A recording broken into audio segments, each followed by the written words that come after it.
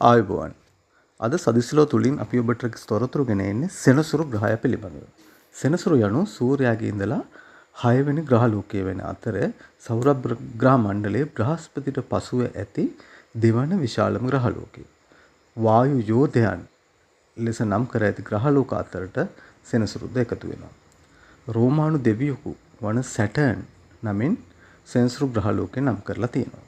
සෙනසුරු වටා දර්ශනීය වලලු පද්ධතියක් පිළිලා තියෙන නිසා සෞරග්‍රහ මණ්ඩලයේ ලස්සනම ග්‍රහ ලෝකය ලෙස හඳුන්වනු ලබනවා. සෙනසුරු ග්‍රහයේ විශ්කම්භය කිලෝමීටර් 1,20,660ක්. සෙනසුරු ග්‍රහයේ මැද්දේ පාෂාණ ඝනත්වය ඉතා අඩු නිසා මෙය ඝනත්වයෙන් ඉතාම අඩුම ග්‍රහ ලෝකය ලෙසත් සැලකෙනවා. සෙනසුරුගේ වායුගෝලයේ හැදිලා තියෙන හයිඩ්‍රජන් විශාල ප්‍රමාණයක්, හීලියම් සුළු ප්‍රමාණයක් සහ තවත් මූලද්‍රව්‍ය කීපයක් එකතු වෙලා මේ ග්‍රහය වටා ලෝහමය හයිඩ්‍රජන් සහ වායුමය ස්තරයක් පවතිනවා. බ්‍රහස්පති මත ඇත්තේ සුළඟේ වේගයට වඩා වැඩි වේගවත් සුළඟක්. සෙනසුරු මත ඇති අතර එය ඇතැම් විට පැයට කිලෝමීටර් 1800ක් තරම් දැඩි වෙනවා. සෙනසුරුට ග්‍රහ චුම්බක ක්ෂේත්‍රයක් පවතිනවා. එහි ශක්තිය පෘථිවි චුම්බක ක්ෂේත්‍රයට වඩා වැඩි වන අතර බ්‍රහස්පතිගේ චුම්බක ක්ෂේත්‍රයට වඩා අඩුයි.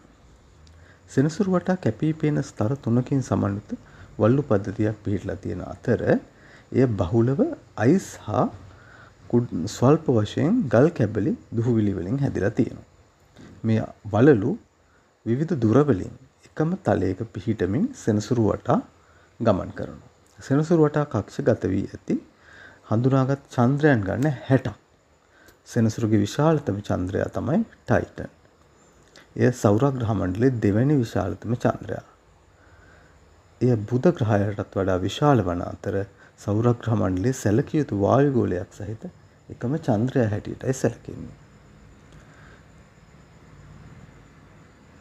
සෙනසුරු ග්‍රහය වටා කක්ෂගතව සිටින චන්ද්‍රයන් 62ක් හඳුනාගෙන තියෙනවා.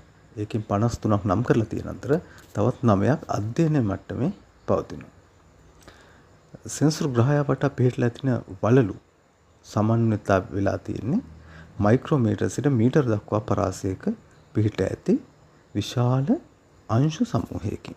ඒවා සෙනසුරු ග්‍රහය වටා සමූහයක් ලෙස කක්ෂගත වී පවතිනවා. ඉතින් මේ තොරතුරු ඔබට වැදගත් වේවි කියලා අපි බලාපොරොත්තු වෙනවා. බොහොම ස්තුතියි.